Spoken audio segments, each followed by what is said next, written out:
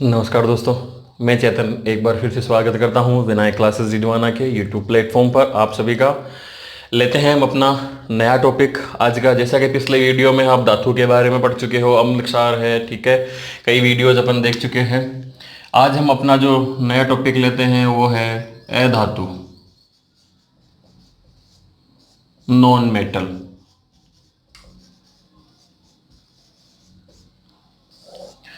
परिभाषा, धातु की परिभाषा हमने देखी थी कि जो इलेक्ट्रॉन त्याग कर क्या बनाते हैं, धनायन, तो ये क्या हो जाएंगे,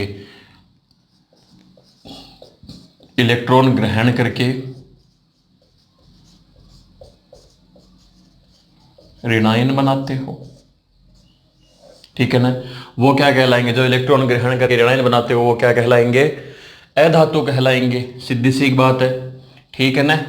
और आवर्त सारणी के अंदर जो है कुल कितने तत्व है, 27, ठीक है, जिनमें से 11 तो है गैस, ठीक है, 15 है ठोस और 1 है द्रव। और द्रव कौन सा है, ब्रोमीन, ठीक है ना, जो ब्रोमीन होती है, कमरे के ताप पर द्रव अवस्था में पाई जाने वाली अधातु। और धातु की यदि बात करेंगे तो पारा या मरकरी या Hg, ठीक है ना, वो हो जाएगी। ये हो गए कुल 27 तत्व, ठीक है ना। हम यदि बात करें महत्वपूर्ण धातु तत्वों की, अधातु तत्वों की, तो सबसे पहले हम लेते हैं हाइड्रोजन, ठीक है। हाइड्रोजन देखिए अपवाद है, मैंने पहले धातु के अंदर भी बताया था कि अपवाद है, आवर्त सारणी के अंदर भी आपको बताया कि ये अपवाद तत्व होता है, ठीक है ना। सबसे पहले यदि बात करें तो आवर्त सारणी के परिप्रेक्ष्य में, तो आवर्त सारणी में जो है स्थान वह विवादास्पद है, ठीक है ना। इसीलिए इसे आवारा तत्व भी कहते हैं, आतंकवादी तत्व भी कहते हैं, सब कुछ कहते हैं, ठीक है ना। और दूसरा इसका बात करें तो ब्रह्मांड में तत्व के रूप में, ठीक है ना, ब्रह्मांड में सर्वाधिक मात्रा में, ठीक है ना, सर्वाधिक मात्रा में उपस्थिति यदि किसी की है तो वो किसकी है, हाइड्रोजन की, ब्रह्मांड के परिप्रेक्ष्य में बात करें तो, ठीक है ना। दूसरा ऐसा तत्व है जिसके अंदर क्या होता है, न्यूट्रॉन का अभाव होता है। ये हाइड्रोजन के बारे में है मुख्य बातें जिनके ऊपर प्रश्न बनते हैं, ठीक है ना। न्यूट्रॉन का क्या हो गया, अभाव हो गया, ठीक है ना। अब हम यदि बात करें इसके निर्माण की विधि, जिस पर प्रश्न पूछा जाता है कि हाइड्रोजन का निर्माण कैसे हो सकता है, तो सबसे पहले हाइड्रोजन का निर्माण ध्यान रखना, जल के विद्युत अपघटन द्वारा, जल के विद्युत अपघटन द्वारा, ठीक है। दूसरी हम बात करेंगे कि जिंक धातु की अभिक्रिया जब तनु H2SO4 से करवाई जाए, सल्फ्यूरिक अम्ल, तनु सल्फ्यूरिक अम्ल से करवाए जाए, तो हमें क्या प्राप्त होती है, हाइड्रोजन गैस प्राप्त होती है, ठीक है। तीसरी यदि हम बात करें कि तप्त मैग्नीशियम धातु, ठीक है ना, तप्त मैग्नीशियम धातु यानी एकदम से रेड ब्लड, तप्त मैग्नीशियम धातु की अभिक्रिया यदि जल से करवाई जाए तो भी हमें क्या प्राप्त होती है, हाइड्रोजन गैस प्राप्त होती है, ठीक है ना। प्रश्न पूछे हुए हैं, कई बार पूछ लेते। नेक्स्ट है कि सोडियम धातु की अभिक्रिया जब ठंडे जल से करवाई जाए, ठीक है ना, ठंडे जल से करवाई जाए तो भी क्या प्राप्त होता है, हमें हाइड्रोजन गैस की प्राप्ति हो सकती है। तो ये देखिए हाइड्रोजन गैस की प्राप्ति की विधियां जो हैं वो ये है, हाइड्रोजन किस प्रकार प्राप्त किया जाए। ये देखिए आपके सामने सारा, ध्यान रखना प्रश्न, ब्रह्मांड में सर्वाधिक मात्रा में उपस्थित तत्व कौन सा है, तो आ जाएगा हाइड्रोजन है। न्यूट्रॉन का अभाव जिसमें होता है तो कौन सा तत्व है, हाइड्रोजन है। आवर्त सारणी के अंदर विवादास्पद स्थान है, इसलिए स्थान है क्योंकि आवर्त सारणी के अंदर मैंने पहले भी बताया था कि यह हैलोजन तत्व है, ठीक है, उनसे समानता दर्शाता है। और क्षार धातुएं से इन दोनों से ये क्या दर्शाता है, एक समानता दर्शाता है। इसलिए समानता दर्शाने के कारण इसका स्थान जो है वो क्या है कि पहले और सातवें, ठीक है ना, दोनों जगह इसका स्थान निश्चित कर रखा है, लेकिन वैसे स्थान कोई निश्चित नहीं है। निर्माण की विधियां जल के द्वारा, जिंक धातु से, मैग्नीशियम धातु से और सोडियम धातु के साथ में, तीनों ही तरीके से हमें हाइड्रोजन धातु प्राप्त हो रही है। और इसके 3 समस्थानिक होते हैं, जिसके ऊपर पिछली एलडीसी के अंदर प्रश्न आया था। राजस्थान, जो राजस्थान गवर्नमेंट है, जो एलडीसी के एग्जाम है उस पर प्रश्न आया था। 3 समस्थानिक है, 1H1, 1H2, 1H3 ट्राइटियम, ठीक है ना, ये होता है रेडियो एक्टिव। और यही प्रश्न आया था कि हाइड्रोजन का कौन सा समस्थानिक रेडियोधर्मी या रेडियो एक्टिवता का गुण दर्शाता है, वो ये है, ठीक है, ड्यूटीरियम। और ये होता है प्रोटियम, ठीक है। तो हाइड्रोजन से जो प्रश्न बन रहे हैं लगभग आपके सामने हैं कि प्रश्न किस प्रकार के बन सकते हैं। समस्थानिक पे राजस्थान सरकार एलडीसी के अंदर पूछा हुआ प्रश्न है 1S3 का, ट्राइटियम का, जो कि रेडियो एक्टिव समस्थानिक होता है। इसका उपयोग की हम बात करें इसके, या भौतिक गुणों की हम बात करें इसके, यह मैं इरेज कर देता हूं।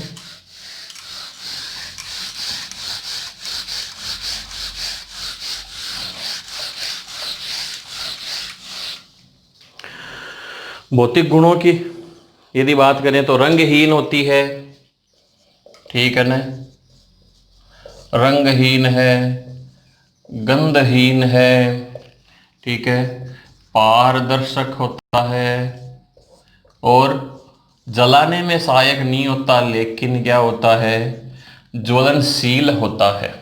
ये भी प्रश्न आया हुआ है, ठीक है ना। जलाने में सहायक केवल ऑक्सीजन है, ये ज्वलनशील होता है।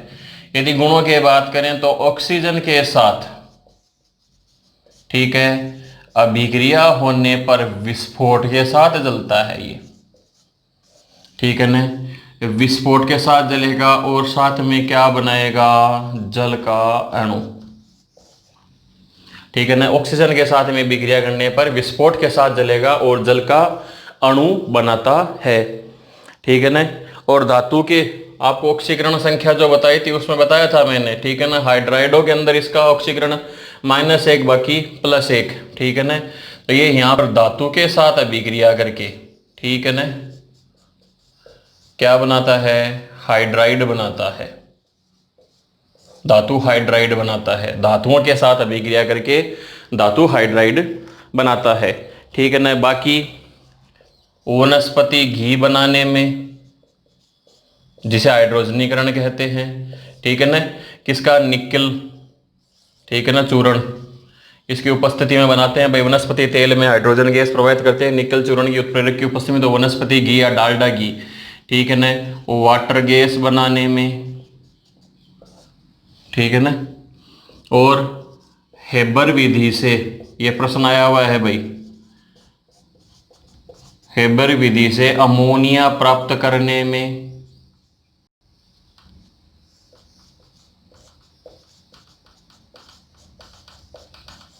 ठीक है ना, हेबर विधि से अमोनिया गैस प्राप्त करने में, वाटर गैस बनाने में, वनस्पति घी बनाने में।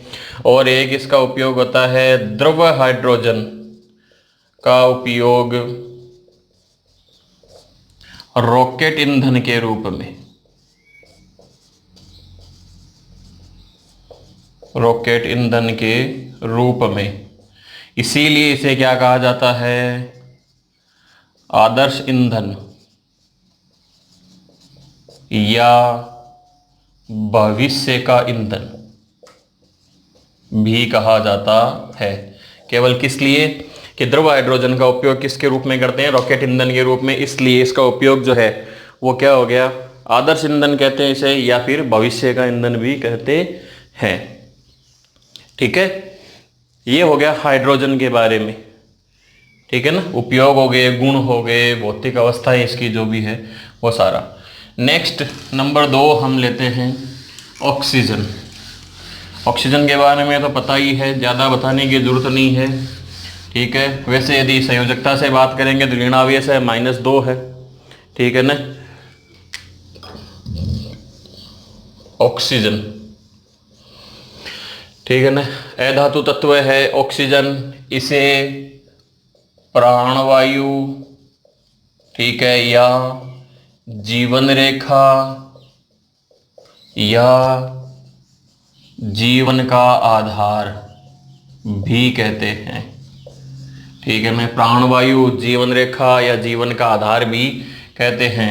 वायुमंडल में यह प्रकाश संश्लेषण के द्वारा उत्पादित होती है,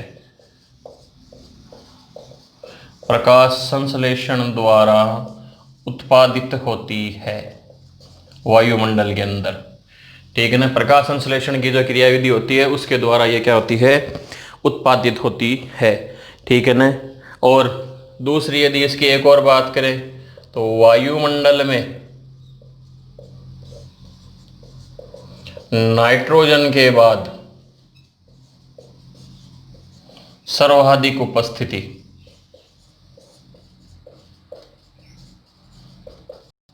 नाइट्रोजन के बाद सर्वाधिक उपस्थिति यानी सेकंड नंबर हो गया इसका वायुमंडल में, ठीक है ना। वायुमंडल के अंदर सेकंड नंबर गैसों के अंदर नाइट्रोजन के बाद सर्वाधिक उपस्थिति। प्रकृति की यदि बात करें तो उदासीन प्रकृति होती है इसकी, ठीक है, उदासीन प्रकृति होती है, ठीक है ना। और सबसे बड़ी इसकी खासियत जलाने में सहायक, जलाने में सहायक होती है, ये ध्यान रखना, खुद नहीं जलती, जलाने में सहायक। दूसरा कि ऑक्सीजन और हीलियम का जो मिश्रण है वह ऑक्सीजन सिलेंडरों में भरा जाता है, ठीक है ना। किसके लिए, कृत्रिम श्वसन जो दिया जाता है उसके लिए, कृत्रिम श्वसन के अंदर उपयोगी होता है हीलियम और ऑक्सीजन का मिश्रण। दूसरा है कि द्रव्य ऑक्सीजन जो है, ठीक है ना, उसका उपयोग भी किया जाता है ईंधन के रूप में, ठीक है ना, रॉकेट ईंधन के रूप में इसका उपयोग भी किया जाता है।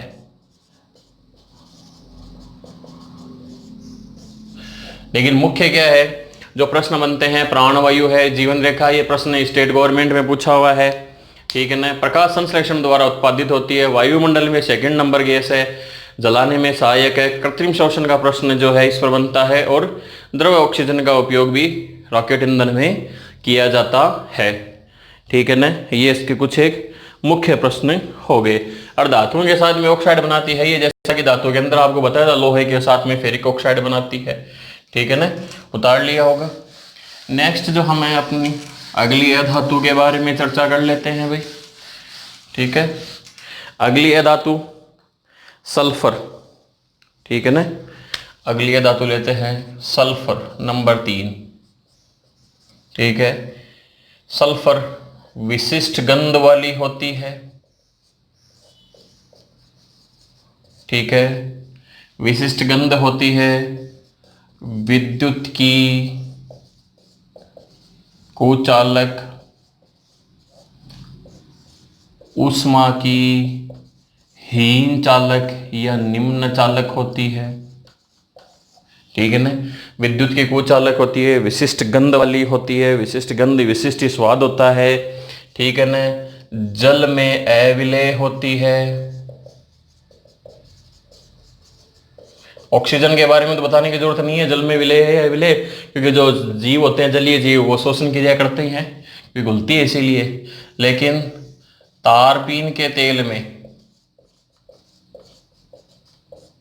तारपीन के तेल में क्या होती है, विलेय होती है, ठीक है ना। जल में विलेय होती है, तारपीन के तेल में विलेय होती है। और उपयोग की यदि बात करेंगे इसकी, तो इसके उपयोग खूब है सल्फर के। सबसे बड़ा उपयोग तो है कि त्वचा रोग की औषधि में, त्वचा रोग की औषधि में सल्फा ड्रग्स के नाम से, ठीक है ना। त्वचा रोग की औषधि में सल्फा ड्रग्स के रूप में जो है सबसे बड़ा उपयोग। दूसरा इसका उपयोग है कीटाणुनाशी के रूप में, ठीक है, या जीवाणुनाशी के रूप में, या प्रतिरोधी कह दो, ठीक है ना। जीवाणुनाशी के रूप में भी होता है, त्वचा के रोग की औषधि बनाने में भी होता है, ठीक है ना। और इसका उपयोग माचिस है, माचिस उद्योग में है, गन पाउडर बनाने में है, ठीक है ना। गन पाउडर बनाने में, माचिस बनाने में, जीवाणुनाशी के रूप में, कीटाणुनाशी के रूप में, ठीक है ना। और एक अगला उपयोग जो आता है वल्कनीकरण, ये प्रश्न पूछा हुआ है भाई बहुत बार, ठीक है ना। वल्कनीकरण किसका करते हैं? रबर का। यानी क्या होता है, रबर में सल्फर मिला देते हैं तो वो क्या हो जाता है? मुलायम, यानी उसकी क्या बढ़ जाती है? प्रत्यास्थता, ठीक है ना। उसकी इलास्टिसिटी बढ़ाने के लिए जो क्रिया होती है, रबर के अंदर सल्फर का मिलाना ही क्या कहलाता है? वल्कनीकरण। क्यों मिलाते हैं उसको? मुलायम या उसको प्रत्यास्थता बढ़ाने के लिए, ठीक है ना। तो सबसे बड़ा उपयोग इसका जो है ना रबर के वल्कनीकरण में है और त्वचा रोग की औषधि बनाने में। ये ध्यान रखना भाई, इसका सबसे बड़ा उपयोग सल्फर का, ठीक है ना। उतार लीजिए साथ साथ में। नेक्स्ट अपनी जो अधातु है उसके बारे में अध्ययन कर लेते हैं, ठीक है।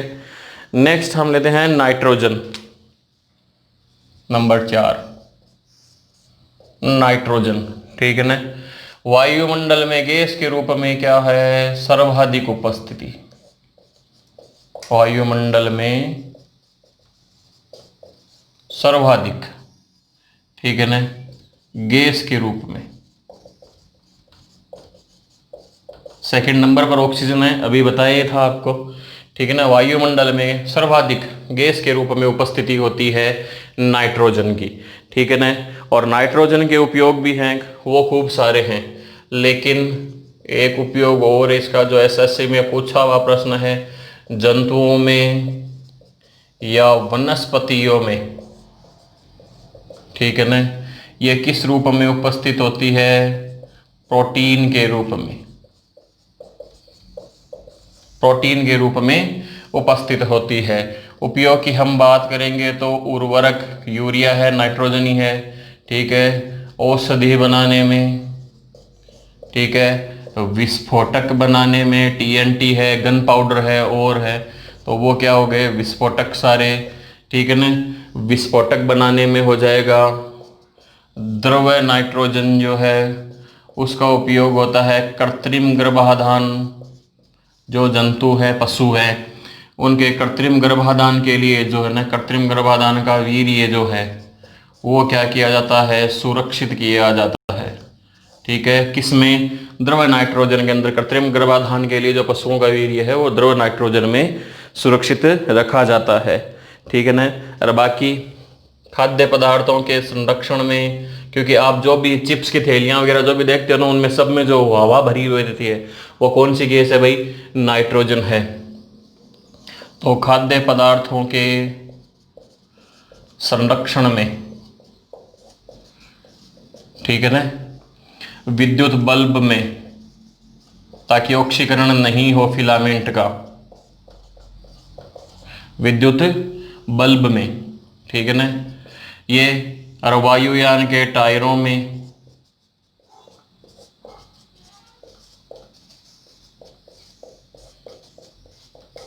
वायुयान के टायरों में, विद्युत बल्ब में, ठीक है ना। ये इसके क्या हो गए? उपयोग हो गए, ठीक है ना, नाइट्रोजन के। कृत्रिम गर्भाधान वाला ध्यान रखना, खाद्य पदार्थों में है ये वायु, विद्युत बल्ब में फिलामेंट का ऑक्सीकरण नहीं करती है, इसलिए है। उर्वरक में नाइट वो जो यूरिया वगैरह है, औषधि बनाने में, विस्फोटक बनाने में।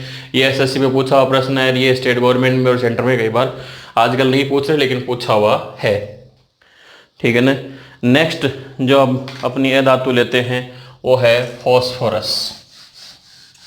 इसे इरेज कर देते हैं।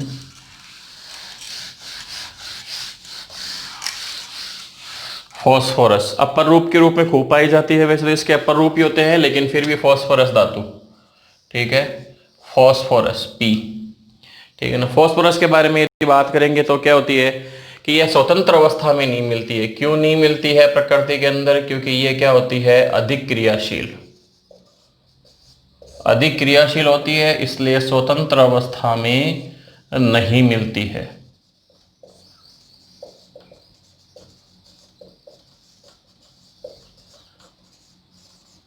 ठीक है, इसके ऊपर जो प्रश्न बनता है वो कि वायु से अभिक्रिया करके ये क्या करती है, आग पकड़ लेती है। ठीक है ना, वायु से अभिक्रिया करके ये क्या पकड़ती है, आग पकड़ लेती है। इसीलिए इसे क्या करते हैं, पानी में डुबोकर रखते हैं, पानी में डुबोकर रखते हैं। ठीक है, ये हो गया, क्योंकि वायु से अभिक्रिया करने पर ये क्या करती है, आग पकड़ लेती है। ठीक है ना, इसलिए इसे क्या कर लेते हैं, पानी में डुबोकर रखते हैं। ठीक है ना, और प्रकाश संश्लेषण के लिए आवश्यक होता है भाई ये फॉस्फोरस।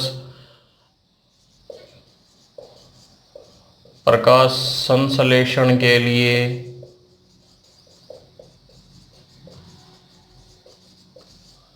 आवश्यक तत्व है ये पौधों के अंदर। ठीक है, और सबसे बड़ा जो एक उपयोग है इसका वो क्या है, पटाखों में रंगीन जो रोशनियाँ होती है ना, शादी समारोह में जो छोड़े जाते हैं। ठीक है, पटाखों में, माचिस में। ठीक है, और बलवर्धक औषधियाँ बनाने में, बलवर्धक औषधि बनाने में। ठीक है ना, ये इसके किसके उपयोग हो गए, फॉस्फोरस के। ठीक है ना, नेक्स्ट हम जो लेते हैं वो है ओजोन। ठीक है ना, O3 ओजोन। ओजोन देखो वायुमंडल के अंदर तो सबसे पहली बात है कि यह ऑक्सीजन का अपर रूप है। ठीक है ना, लेकिन जो दूसरा जो प्रश्न है वो ये आया हुआ है कि सड़ी मछली जैसी गंध। ठीक है ना, सड़ी मछली जैसी गंध वाली गैस कौन सी होती है, ओजोन। ठीक है, वायुमंडल के अंदर लगभग 1% मात्रा है इसकी, 1% से भी कम है। ठीक है, उपस्थिति है इसकी, और ये करती क्या है, पराबैंगनी किरणों से सुरक्षा।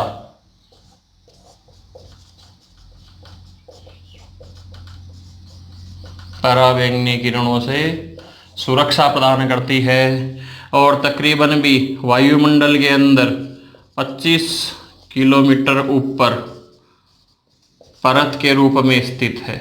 ठीक है ना, परत के रूप में स्थित है ये 25 किलोमीटर ऊपर।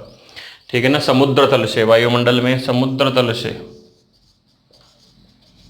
ठीक है, समुद्र तल से 25 किलोमीटर ऊपर परत के रूप में स्थित है, जो कि सूर्य से आने वाली जो हानिकारक पराबैंगनी किरणें हैं, अल्ट्रावायलेट, उनसे क्या करती है, वायुमंडल की सुरक्षा करती है।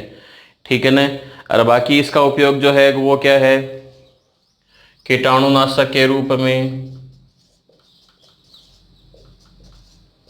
ठीक है ना, और विरंजक के रूप में। ठीक है ना, ये इसके उपयोग है, कीटाणुनाशक के रूप में और विरंजक के रूप में। ठीक है, ये थी कुछ एक मुख्य धातुएं। ठीक है ना, अधातु के बारे में और मुख्य अधातुएं जो है वो आपने अभी यहाँ पर पढ़ी, जिनसे एग्जाम में क्या बनते हैं, प्रश्न बनते हैं, और प्रश्न आने की संभावनाएं भी बनी रहती है। उम्मीद करता हूँ कि ये सेशन आपको पसंद आएगा और आपके लिए उतना ही उपयोगी होगा जितने के पहले वीडियो है। तो अपना निरंतर अध्ययन जारी रखें। ठीक है, मिलते हैं नए वीडियो में नए टॉपिक के साथ। धन्यवाद।